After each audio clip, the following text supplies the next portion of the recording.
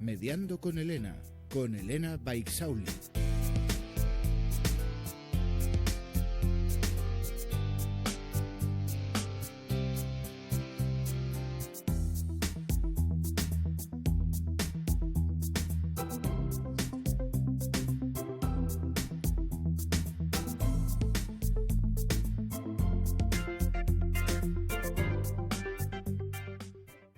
Pues muy buenas tardes y bienvenidos aquí una vez más a Mediando con Elena, programa número 57.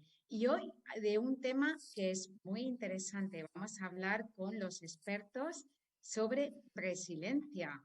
¿Qué podemos entender? Y así se lo explico yo a mis alumnos, que es la capacidad de salir fortalecido tras una situación crítica. Y es que en mediación sabemos mucho de crisis, porque entendemos que cada crisis es una oportunidad y por tanto siempre podemos buscar aquel lado que nos sirva de aprendizaje. Tratamos de ser fuertes, de trabajar con nuestra gestión de emociones para poder gestionar, como sabéis también, la emoción de los demás. Pues lo importante es, como decíamos, salir de alguna manera mucho más resilientes. Y para eso, como digo, pues hoy contamos con auténticos expertos, pero como siempre, para llevar a cabo el programa, no puedo olvidarme de las personas que hacen posible que cada miércoles a las 7:30 estemos aquí. Javier Lillo. Hola, muy buenas tardes, Elena. Encantado de estar aquí una tarde más acompañando en este magnífico programa que hoy promete y ya te adelanto que tenemos a las redes calentitas. Hay mucha expectación de todo lo que se va a hablar hoy, un tema interesantísimo y yo voy a estar pendiente de todos esos comentarios y nada, te los iré trasladando. Bueno, pues muchísimas gracias, Javier, por estar ahí. Aunque no te vemos, siempre intentando que programas adelante y apoyando, sin duda, nuestra divulgación y difusión de la mediación, que bueno, ahí estamos, haciendo y poniendo nuestro granito de arena cada semana.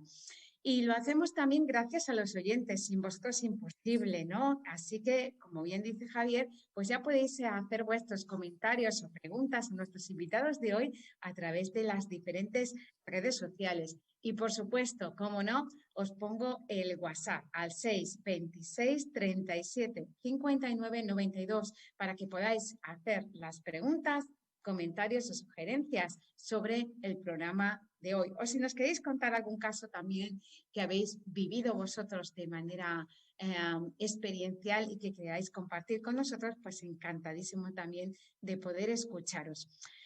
Y por último, y no menos importante, evidentemente nuestro patrocinador AJM y nuestro Arturo Ortiz Abogados. ¿Queréis un abogado? Desde luego, el mejor, llamar a Arturo Ortiz. Y bueno, pues ya, si os parece, voy a introducir poco a poco a nuestros invitados. Ana y Jordi, os voy a empaquetar, si me permitís, y os voy a presentar en pack, en pareja, porque tenéis perfiles que son muy parecidos, aunque sois personas distintas. Y luego, si me permitís, pues quisiera hablar con cada uno por separado, aunque la presentación es conjunta. Jordi Granet y Ana Forés. ¿Qué sois? Pues escritores y divulgadores, pero sobre todo lo más importante, referentes a nivel mundial de la resiliencia. O sea, por mí, un grandísimo honor contar con vuestra presencia en el programa. Vuestra aportación más vanguardista, la resiliencia generativa, que espero que luego nos contéis un poquito acerca de esto. Además, sois presidentes de AIRE. Qué bonito nombre para la Asociación de Investigación para la Resiliencia. Organizadores de congresos, jornadas, posgrados a nivel nacional, internacional sobre este tema. Y además con un último libro que espero que tengáis por ahí, que nos lo podáis enseñar y al que os damos la enhorabuena porque sé que además está recién salido de la librería, de las ediciones, que son Hagamos que sus vidas sean extraordinarias. 12 acciones para generar resiliencia desde la educación. Muy buenas tardes a los dos. Muy buenas tardes. Un placer siempre estar contigo en lo que haga falta, Elena. Pues muchísimas gracias. Si me permites, Ana, quisiera empezar con Jordi, Muy bien. porque Jordi, antes a puerta cerrada comentábamos, es de esos ponentes que tú lo invitas a clase y en un minuto tiene la atracción de todo el mundo. Y mira si tiene capacidad, que yo recuerdo la definición que le dio a mis alumnos de criminología aquel día sobre resiliencia y dijo, la belleza en el infierno. Esta es la resiliencia, la capacidad de sacar belleza en el infierno. Qué bonita definición y además qué actualizada, Jordi, para la situación de pandemia que estamos viviendo en este momento, ¿no?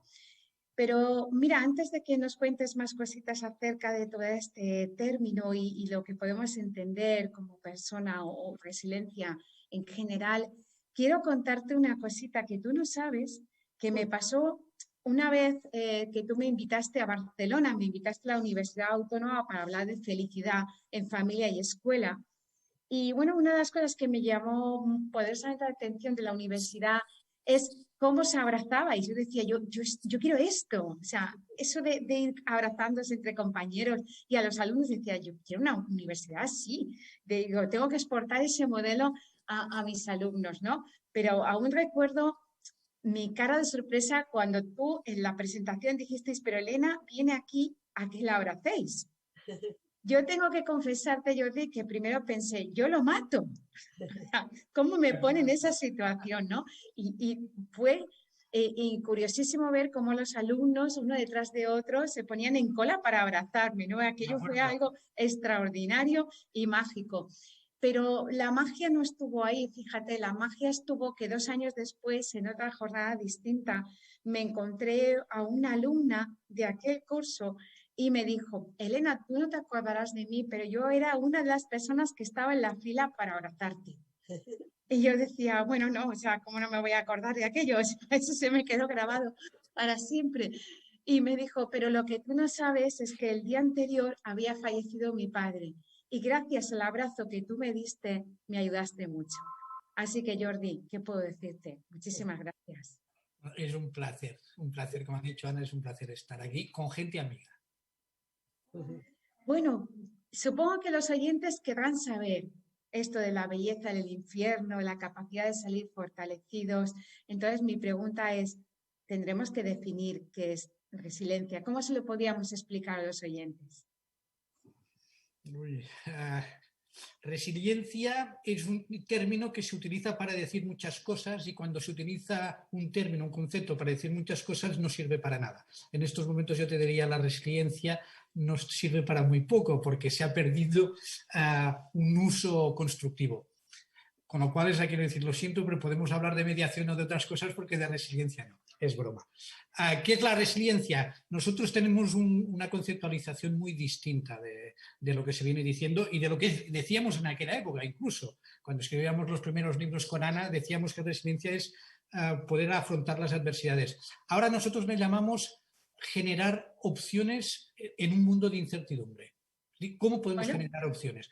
Me parece interesante. Generar el cielo en los infiernos es lo mismo, es decir, es generar opciones. Esa es nuestra definición ahora. Con el paso del tiempo nos volvemos más viejos, si cabe, y espero un poco más sabios, y definimos sabiamente la resiliencia como generar oportunidades en un mundo de incertidumbre. Bueno, yo creo que además se ajusta mucho, como decíamos, al momento actual que estamos viviendo, donde si hay algo que predomina, como tú comentas, es la incertidumbre. Me voy también con Ana para que nos hables un poquito de este último libro, porque además os lo lleváis a la educación, que me parece un ámbito pues muy bonito para trabajar, muy interesante y muy necesario también por los momentos que nos está tocando vivir, el que nuestros más pequeños también estén preparados. Claro, la idea es esa, que no esperemos a vivir una situación como esta para estar preparados, sino justamente irlo trabajando, ¿no? Poco a poco para cuando venga y tener esos recursos, ¿no? No intentemos siempre buscar la solución cuando ya estamos metidos en el problema, ¿no? Y por eso ese brindis a generar oportunidades, ¿no? O posibilidades justamente antes de que pasen cosas, ¿no? Y con esa esperanza, ¿no? También para ver posibilidades allá donde parece que no las hay, que siempre hay una salida, ¿no? Siempre hay esa posibilidad. Y el libro nace justamente del confinamiento, lo hemos hecho durante la pandemia, durante el confinamiento, y con esa intención de dar propuestas claras, básicas, para poderlo llevar tanto al aula como en casa. Por lo cual entiendo que será muy, muy interesante. Después podemos ir sacando a lo mejor algunas recomendaciones o algunas conclusiones que hayáis podido sacar también con esta situación del confinamiento, porque si me permites, Ana, me voy a Alberto Luque. Claro. Alberto, que ya se ha convertido en un tertuliano más de Mediando con Elena. Muy buenas tardes. Encantado, Elena. Buenas tardes. Bueno, te tengo aquí de nuevo y les recuerdo que eres enfermero, conferenciante, escritor. Realmente eres capitán enfermero en excedencia y actualmente destinado al Servicio de Emergencias de Castilla-La Mancha, en concreto a la UBI móvil de Alcázar de San Juan, que te la has traído, la llevas. Aquí está con nuestros EPIs y todo incluidos. Aquí la tienes, exactamente. Además de tus libros, porque fijaos que todos sois autores de libros, nos hemos contado aquí una serie de escritores, son Batallas de una ambulancia 1 y 2, aunque vas a sacar ya la tercera, que vas a formar esa trilogía, que vas a acabar esta trilogía sobre Batallas de una ambulancia y también sobre Felicidad suave. Antes me decías a Petit Comité, Alberto, decías, bueno, pero yo no soy experto en este tema, ¿no? Bueno, pues después de oír la definición de Jordi y lo que acaba de decir Ana, te habrás dado cuenta de que sí que lo eres, ¿verdad? Claro, lo que me he dado cuenta es que sí que convivo con el infierno y que no nos queda otra opción que sacar oportunidades del infierno, claro. Porque las personas a las que acudimos, las situaciones en las que estamos, efectivamente muchas veces nos encontramos con el infierno real, ¿no? Y de ese infierno no nos queda otra opción que intentar sacar vida hacia adelante, ¿no? Entonces, efectivamente, cuadra mucho con la definición de Jordi. Porque ahí vivís en incertidumbre, Alberto. Siempre.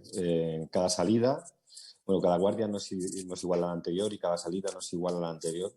Y en el trayecto que hay desde nuestra base al domicilio, o carretera, o donde nos toque atender, es incertidumbre, correcto. Nosotros trabajamos con probabilidades y en ese itinere, incluso ya vamos viendo en función de los datos que tenemos, aparte de las técnicas que tendremos que utilizar, el material y tal, y por lo que ha pasado en situaciones anteriores, ya nos hacemos una idea, pero siempre es la incertidumbre lo que manda, claro. De todos modos, también estabas de acuerdo con Ana, con esta definición que ella también estaba dando, explicándonos su libro, porque tú me decías que tú pensabas que había que estar preparado desde bien pequeñito para luego enfrentarnos a situaciones, como tú comentas, de incertidumbre, de las cuales pues no hemos recibido formación, ¿no? Exactamente. Yo cuando escuchaba a Ana no podía estar más de acuerdo y creo que como lo hablamos antes, si a mí me hubiesen formado desde pequeñito, o por lo menos en la facultad, ¿no? con el tema de gestión de emociones, fundamentalmente, ¿no? Yo me vi abocado a raíz de una situación concreta, que ya lo conté en el episodio anterior, cuando hablábamos y tal, en el programa anterior. Una niña, pues no pudimos salvar a una niña de 1 año, ¿no? Y en ese momento su padre nos dio una lección que no olvidaré nunca, ¿no? Él supo sacar el para qué más allá del por qué y puso el foco en otras personas. Cogió a Blanca, recién fallecida, fue a buscar a Rocío, que estaba viva, eran hermanas gemelas, y con ellas dos vino hacia nosotros, nos la acercó, quería darnos las gracias en nombre de su hija y nos pidió reponernos porque al salir por la puerta otro niño u otra niña nos podría necesitar. Es decir, nos estaba pidiendo esa resiliencia activa en ese momento, ¿no? Lo hicimos porque al final en este trabajo o eres resiliente o tienes que abandonar. Es decir, tú has perdido una batalla, no has perdido tú, ha ganado la naturaleza. Es importante que lo entendamos así. Es importante que entendamos que la tristeza es una emoción, hay que ponerla en su sitio y poner en acción pensamientos y acciones diferentes, porque al salir de aquella casa aquella noche atendimos un accidente de tráfico. Y un accidente de tráfico bastante fastidiado, ¿no? Con salida de vía con vuelco y el chaval, pues aquello no apuntaba bien, ¿no? Pero conseguimos revertir la situación y conseguimos salvar a aquel chico. Entonces nos tocó ganar, nos tocó perder y entre medias nos tocó reponernos. Nos tocó reponernos en 20-25 minutos, cuando los 4 que éramos aquel equipo estábamos destrozados, ¿no? Si yo hubiese tenido herramientas, me hubiese informado de determinadas herramientas, me hubiese costado menos trabajo. A mí me costó 7 meses de travesía al desierto y fueron 2 psicólogas, un psicólogo y un psicólogo, los que me enseñaron cómo gestionar las emociones, cómo nunca hay que negarlas, cómo apoyarse en ellas para poder ayudar a los demás, ¿no? Y ojalá me hubiesen formado desde chiquitito en resiliencia, porque hoy día ha sido la vida y este tipo de situaciones las que me han formado de forma inconsciente, claro. ¿Qué situaciones, Ana y Jordi, os habéis encontrado en el confinamiento? Hemos ido muy bien. Sí, ¿qué situaciones os habéis encontrado en el confinamiento vosotros, Ana y Jordi, que habéis plasmado de alguna manera en el libro? Sí, bueno, básicamente, bueno, primero que Alberto, me has dejado ya enganchada también, porque justamente has dado como 4 ideas clave, ¿no? de resiliencia clarísimas, ¿no? De ese transitar en el desierto. Evidentemente la resiliencia no es una cosa fácil, o sea, que tenemos que pasar por, ¿no? Tenemos que transitar, ¿no? Entonces, este confinamiento que decías tú también, Elena, muchas personas pues han tenido que transitar pues de cosas de no poder hacer, ¿no? Pues no podías. Ahora bien, ¿dónde focalizamos la mirada? En lo que sí podemos, ¿no? Pues vosotros también como equipo focalizasteis la mirada pues en el siguiente chico, que ahí sí que podíais hacer, ¿no? Teníais un margen más para actuar, ¿no? Entonces, cuando estamos confinados, ¿qué hacemos? ¿Nos centramos en lo que no podemos o nos centramos en lo que sí que podemos? Pues muchas familias han aprendido, no sé, a jugar juntos, que hacía tiempo que no tenían tiempo para jugar juntos, o para cocinar, o para bailar, o para lo que fuere, ¿no? O se ha apreciado, pues yo qué sé, eso, cosas que no se habían podido hacer, ¿no? Y que ahora hemos podido volver a hacer, ¿no? Entonces, ¿dónde nos centramos? En, ostras, no podemos, o esto, wow, ¿no? No me acordaba que, ¿no? O sea, en sí han habido más separaciones y habrán más embarazos que nunca. Bueno, que nunca no, pero que ya verás cómo van a haber nacimientos este año 21, ¿no? Y también ha habido separaciones, pero claro, convivir también lleva sus fricciones, ¿no? Si la relación no está bien estable, ¿no? Entonces, eso son elementos clave que Alberto ya ha mencionado, ¿no? No sé, Jordi, si quieres comentar más cosillas. Hemos remitido a la primera fase de la resiliencia, que es tener conciencia de, ser conscientes de que somos finitos, de que somos, en filosofía tenemos una palabra muy fea para definir que es contingencia, somos seres contingentes. Hay que tener conciencia de que somos contingentes, de que hay incertidumbre a nuestro alrededor y el primer paso de la liberación es tener conciencia. Después, el siguiente paso, una vez tienes conciencia, es acción, es actuar. Nosotros, la gente nos dice por qué utilizamos el verbo resiliar y nosotros decimos porque es un verbo y queremos remitir a acción. Resiliar es acción. Estando en el sofá no vas a resiliar, difícilmente vas a resiliar. Lo que hay que hacer es, después de tener conciencia, actuar. Y eso es lo que hay que hacer. Los 20 minutos que decía Alberto, pero después hay que volver a subir a la ambulancia y volver. Hemos de aprender. Una de las cosas que no me gusta de esta situación es que no estamos aprendiendo. Es vital para la resiliencia el proceso antes, que decía Ana, antes es estar preparado, durante dar la respuesta adecuada en el momento, pero después iniciar la revitalización. Es muy necesario aprender y no acostumbramos a aprender hay que saber aprender de las cosas. Yo he aprendido muchísimo en el confinamiento. Descubrí que puedo caminar 10 kilómetros por dentro de casa con mi mujer, hablando con ella. Esto es alucinante. No, yo no sabía que se podía hacer y lo he hecho. Pues sí, verdaderamente ahí está. Nosotros también desde la mediación le llamamos mirada apreciativa, ¿no? Hablamos de los diálogos apreciativos, lo que tú dices, ¿no? De ese darse cuenta, ¿no? De alguna manera. Y efectivamente, pues esta situación nos humilló, ¿no? Como tú dices, nos puso de rodillas y nos hizo ver que éramos seres mortales, nos lo recordaba, ¿no? Que éramos seres mortales y que hoy estamos aquí y mañana no sabemos dónde vamos a estar. De ahí esa importancia, como tú dices, de poner el foco en lo que realmente es importante, ya no solamente en lo positivo, sino en lo que es importante. Y qué bueno eso que dices del aprendizaje, porque quizás aprendimos mucho durante poquito tiempo, pero también lo olvidamos rápidamente, que a veces nos pasa con nuestros alumnos que decimos que resetean, ¿no?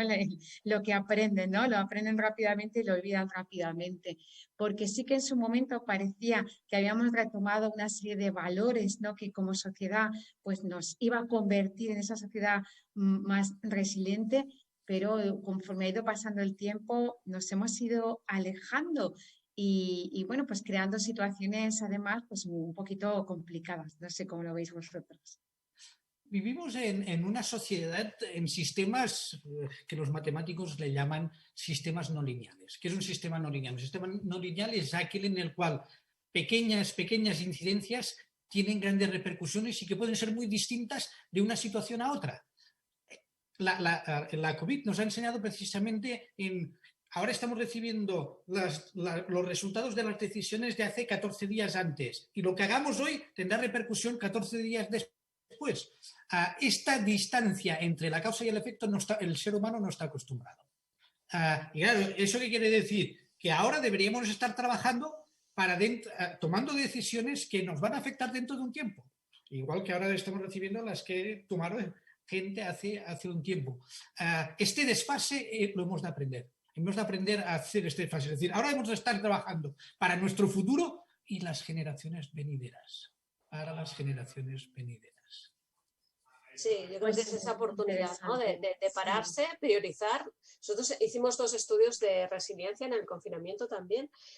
Y lo que la gente más valoraba de esta situación era que se había parado, o sea, un momento de calma, de párate, un momento de introspección, que es un elemento clave de resiliencia también, la introspección, esa mirada para adentro y priorizar. Es decir, a ver, ¿qué es lo más importante? ¿No? O sea, cuando no puedes, ¿con qué te quedas? ¿No? Entonces, ¿cómo priorizo? ¿No? Pues en el caso de Alberto, pues la prioridad es salvar, ¿no? Pues vamos a ver qué salvamos, ¿no? en este estadio. Y eso es lo que más ha salido como gran herramienta de las personas durante el confinamiento. Bueno, pregunta para los 3. ¿Se puede salir resiliente de la pandemia?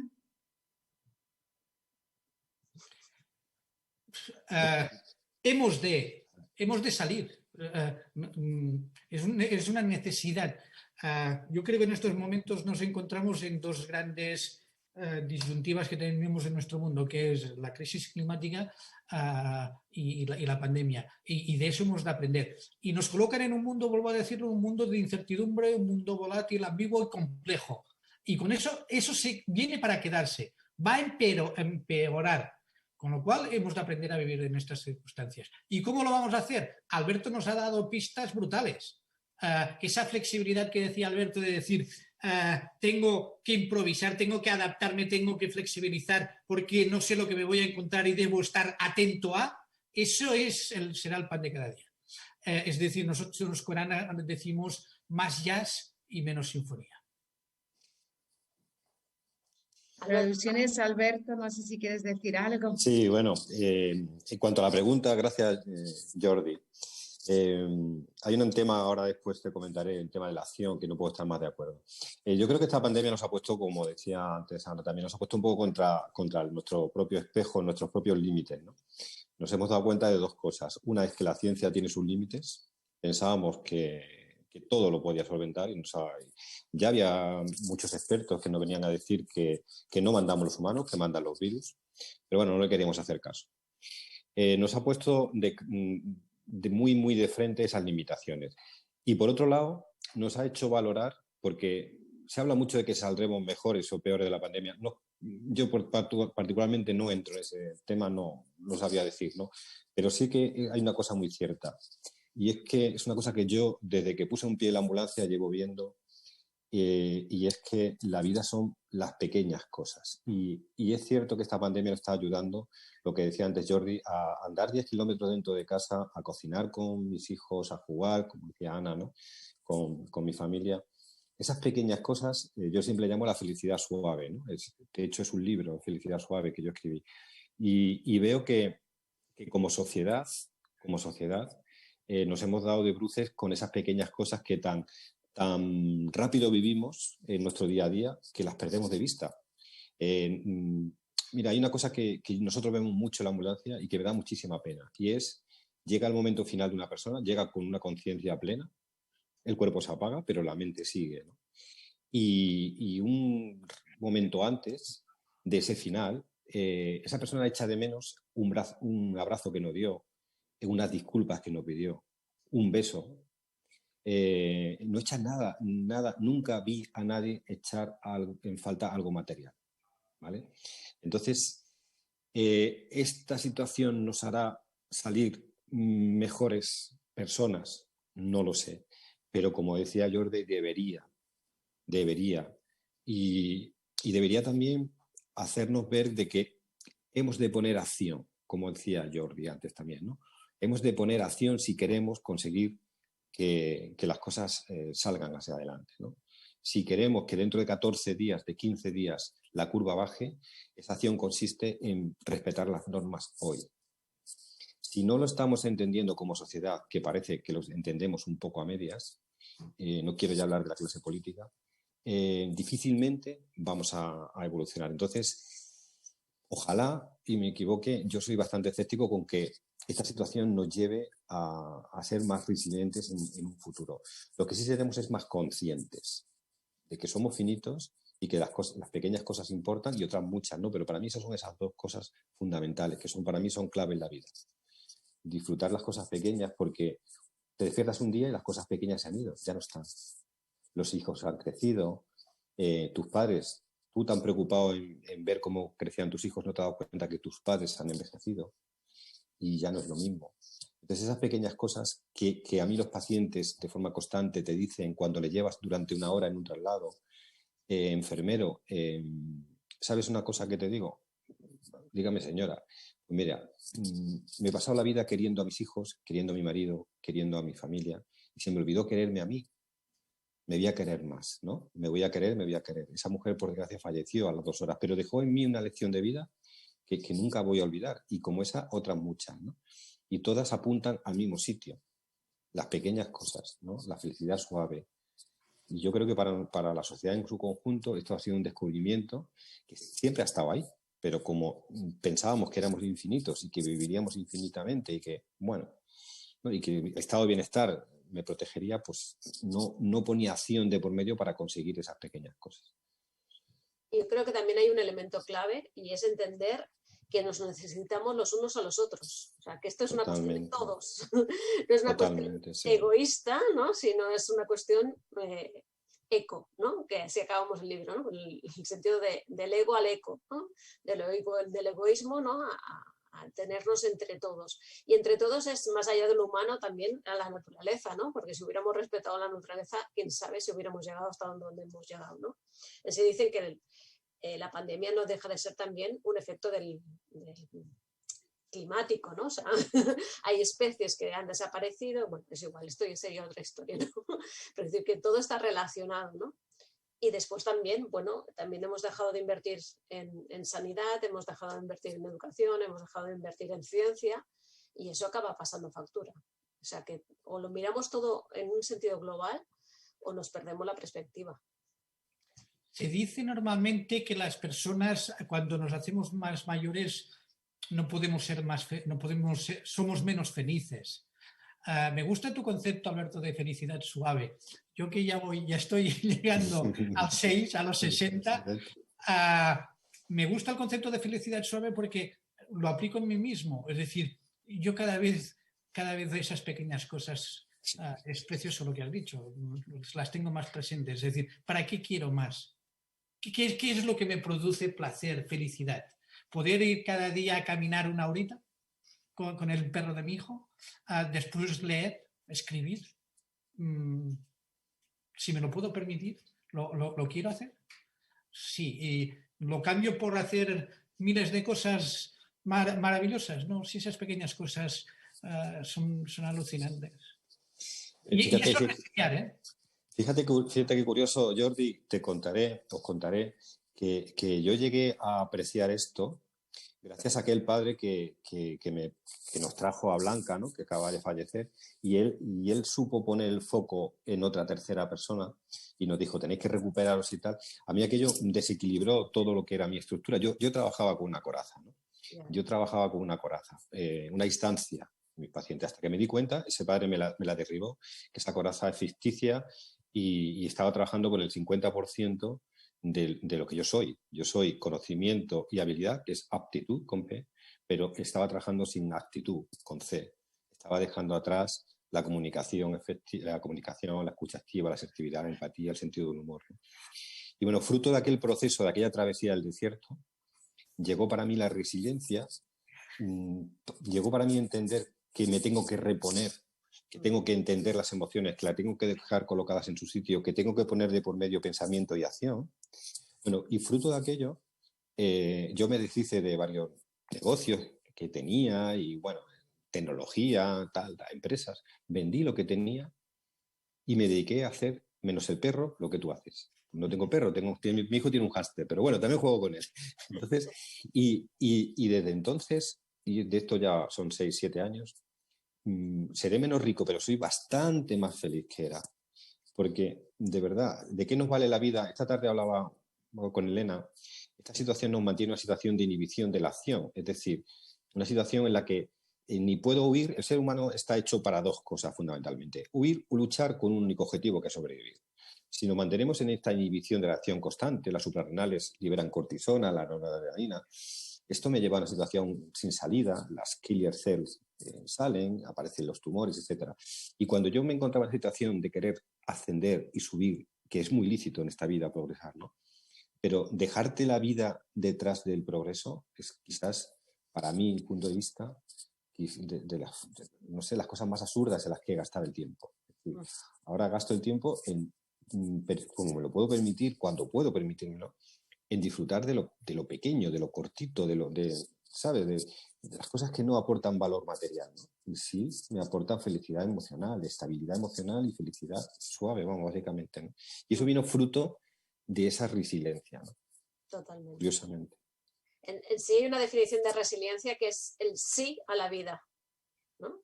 Esos pequeños gestos es un sí a la vida, ¿no? Es saborear la vida, ¿no? Darle valor a la vida.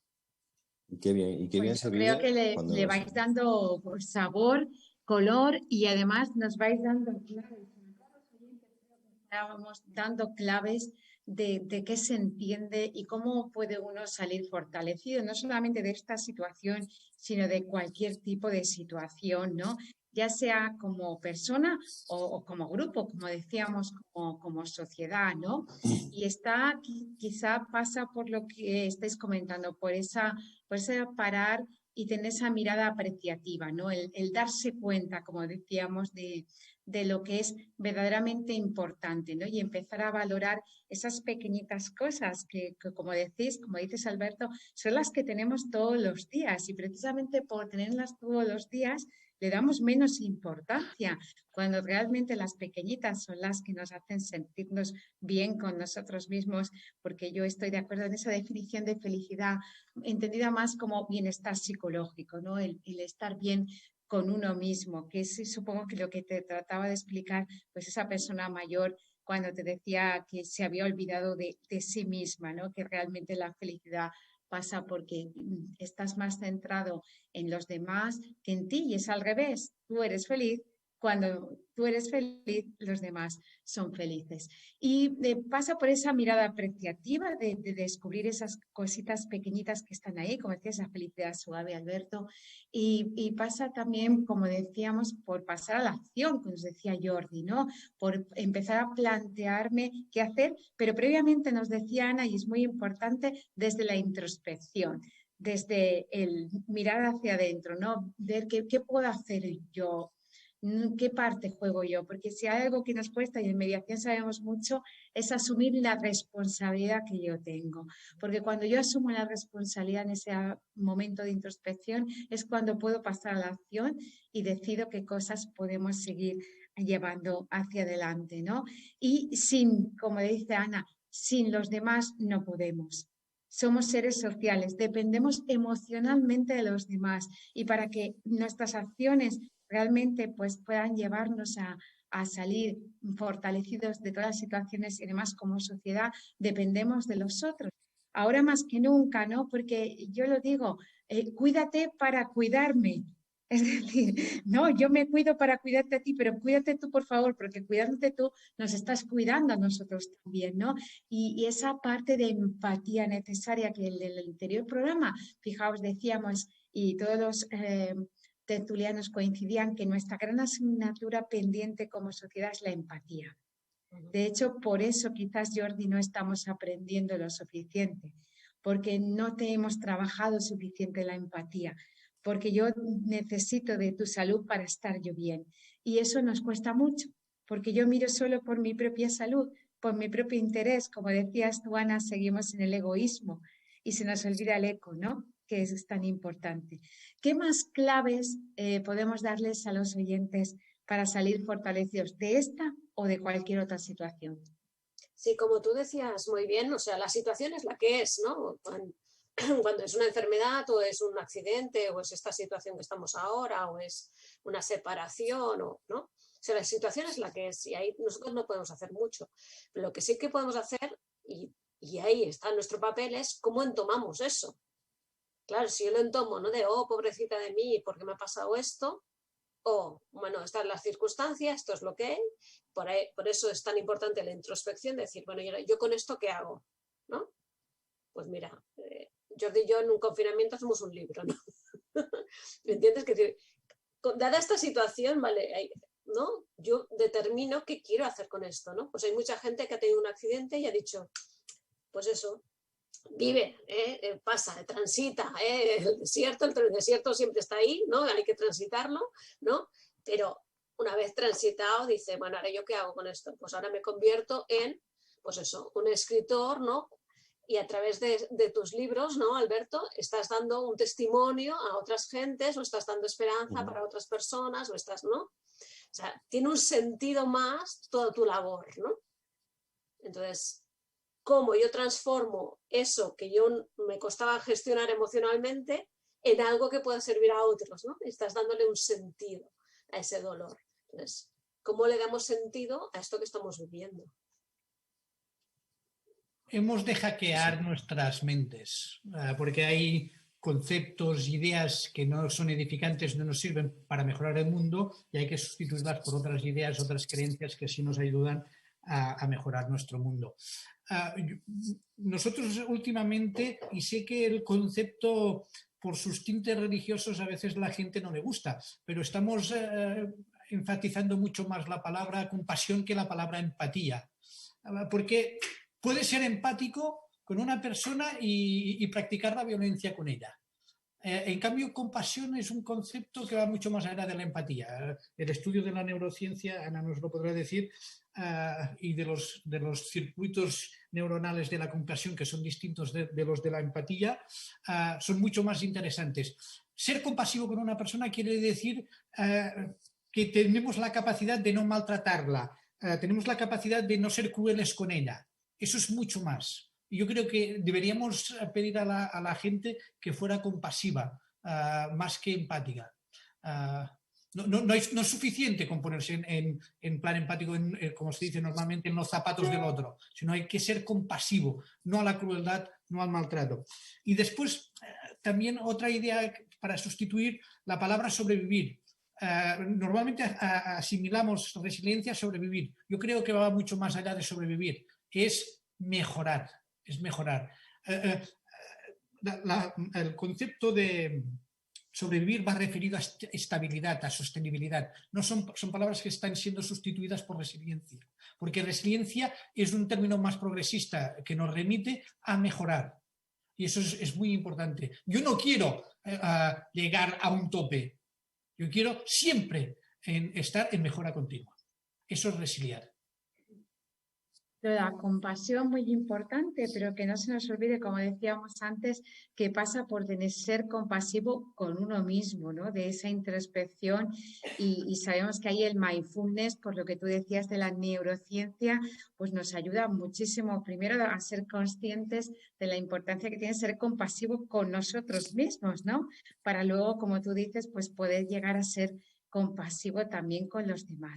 ¿Nos podéis contar algún ejemplo, algún caso que conozcáis también de resiliencia? ¿En qué ámbito? En el ámbito que tú quieras. Te lo pongo fácil. Hombre, yo me acuerdo, por ejemplo, y lo diré muy rápido, a mi hijo pequeño. Mi hijo pequeño, cuando estaba haciendo primero de bachillerato, vino en Navidad con 6 asignaturas suspendidas. Y claro, cuando llegó a la mesa de diálogo, ya que estamos en un espacio de mediación, ¿no? Como había hecho mediación, hay que montar la mesa de diálogo, la mesa de la paz. Y cuando le pusimos allí, le hice una pregunta que es, hijo mío, ¿en qué no te hemos ayudado? ¿En qué no te hemos ayudado? Su mundo se le rompió porque él estaba esperando decir, me va a caer una torta. La bronca, ¿no? Que voy a quedar retratado en la pared. Y le pregunté, ¿en qué no te hemos ayudado? Y entonces hicimos toda una estrategia, acción, es la acción, sí, para ver, básicamente, y así entramos de lleno en un tema que después puede ampliar Ana, de resiliencia educativa, que son las funciones ejecutivas. Hoy en día son básicas las funciones ejecutivas para, desde el punto de vista de neurociencia, pero también para trabajar la resiliencia educativa. ¿Has hablado por ejemplo, casos prácticos, ¿has hablado con los profesores? No, nunca. Pues tienes que hablar con ellos, tienes que hablar con ellos, dialogar con ellos para saber qué estrategia, qué es lo que quieren, qué desean, dónde te sientas, primero o último de la fila de la clase, te tienes que sentar delante, etcétera. Todos de estrategias de funciones ejecutivas que son básicas e importantísimas hoy en día. Pues Ana, por alusiones, cuéntanos acerca de esas funciones ejecutivas. Nada, no, sobre todo eso, lo que nos lleva siempre a poder tomar buenas decisiones, ¿no? Eso es como el final, ¿no?, de las funciones ejecutivas. Justamente, pues eso, tu hijo a lo mejor aún no había acabado de madurar y por eso tampoco podía tomar las mejores decisiones de su vida, y por eso también ese apoyo incondicional de los papis, ¿no?, que estuvisteis ahí muy brillantes, ¿no? Y las funciones ejecutivas, pues eso, están en el prefrontal, y lo que nos hacen y nos permiten, ¿no?, es pues planificar, ¿no?, tomar decisiones, ¿no? Entonces, todas ellas son básicas, irlas desarrollando desde muy pequeñitos ya, ¿no? Pues la atención, la inhibición, la flexibilidad, ¿no?, para eso, para que cuando tengamos que tomar decisiones estemos preparados, ¿no?, para poder planificar con éxito. Por eso nosotros definimos resiliar como tomar sabias decisiones. Tomar sabias decisiones. Una muy buena definición, ya lo creo. Y sabias decisiones tomáis vosotros, Alberto. Bueno, no sé si son sabias o no, son las que nos toca tocar, las que nos toca tomar. No siempre son las que quisiéramos tomar, eso también es cierto. Dos apuntes. Antes preguntabas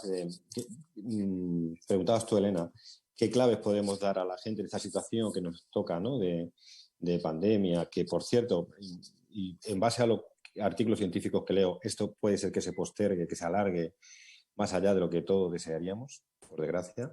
Entonces más nos vale ir acostumbrando, ir montando nuestra propia estrategia, qué tiempos hemos tenido y si no, a partir de ahora.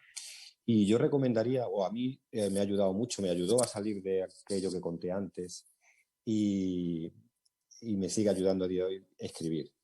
Es decir, relatarme a mí mismo sin mentiras, la cruda realidad, por muy cruda que sea, a mí me ayuda. Entonces yo invitaría a cualquier oyente que esté pasándolo mal en esta situación, o bien a que lo escriba por dos motivos. Primero, porque lo verá con la perspectiva, por supuesto, de que da el tiempo, podrá sacar una serie de conclusiones. Y segundo, porque va a dejar un legado.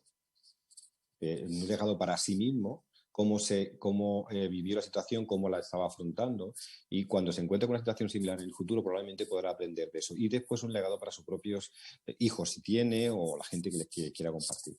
Eso por un lado, ¿no? Como estrategia, como herramienta. Y como ejemplo de resiliencia, a mí se me estaba acordando yo, claro, no puedo profundizar en estos temas que Jordi y Ana llegan, ¿no? Pero sí que me está acordando de un caso de un chaval que nos tocó atender una tarde de un mes de verano. Tenía 21 años, creo recordar, este chico.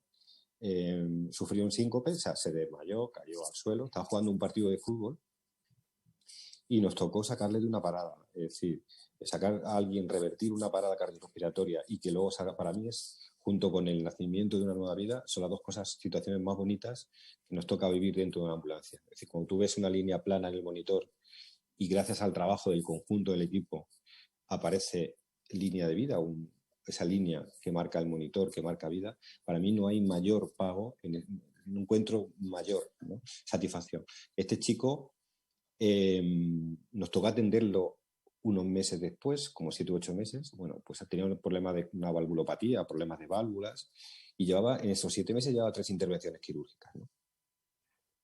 Le volvimos a ver al año y medio y llevaba 6 intervenciones. Y él era jugador de fútbol amateur. Apuntaba a manera de profesional. Bueno, pues decidió reconvertir su trayectoria a entrenador de alevines, de infantil y tal, ¿no? Y no solo reconvertirla profesionalmente, convertirla en ello, ¿no? Cuando su vida, él estaba empezando arquitectura, o llevaba 2 años de arquitectura, decidió que iba a convertir su vida en su afición, iba a convertirlo en su vida, en su modo de vida. Reconvirtió su situación a raíz de la cardiopatía. Él no podía jugar al fútbol, pero sí podía enseñar a los críos a jugar al fútbol, ¿no?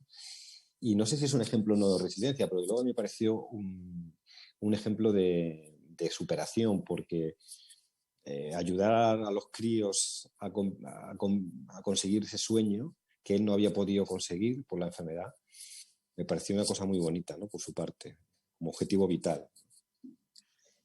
Has dado 2 de 2.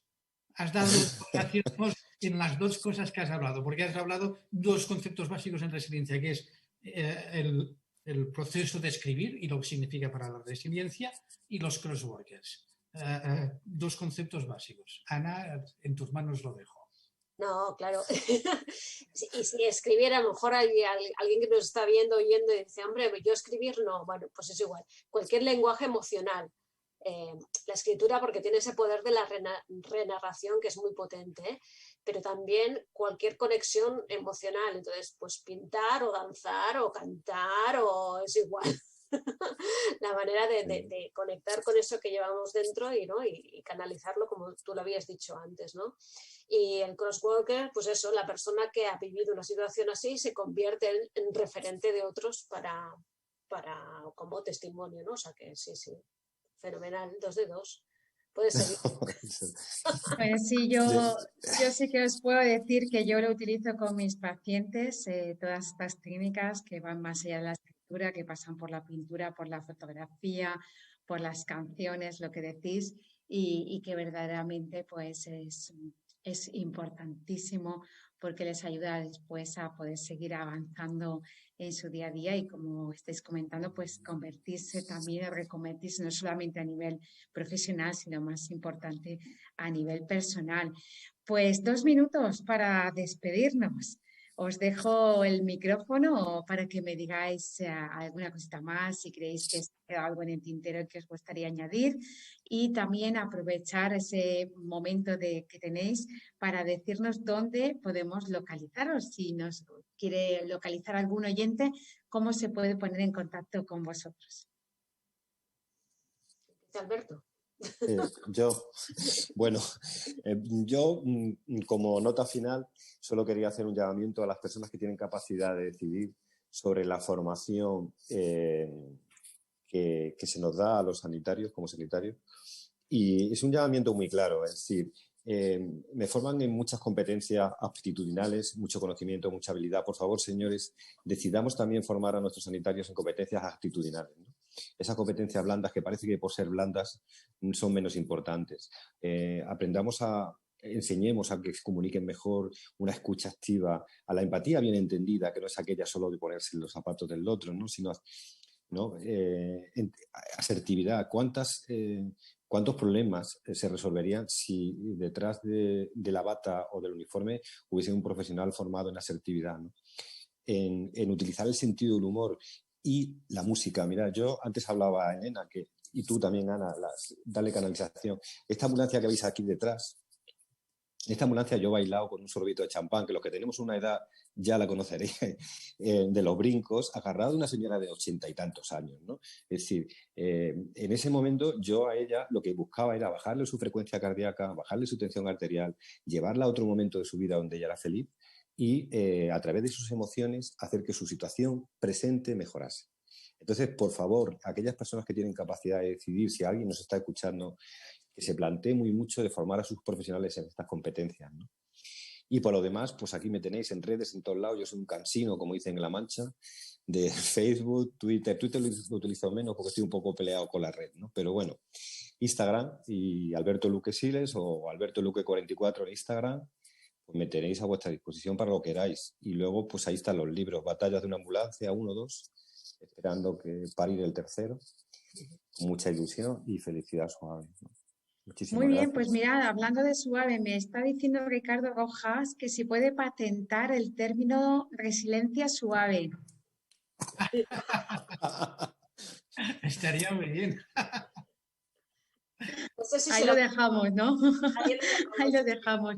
Jordi, ¿alguna cosita más y dónde te podemos localizar muy rápidamente porque estamos ya fuera de tiempo? El secreto de la vida resilient, mi última frase.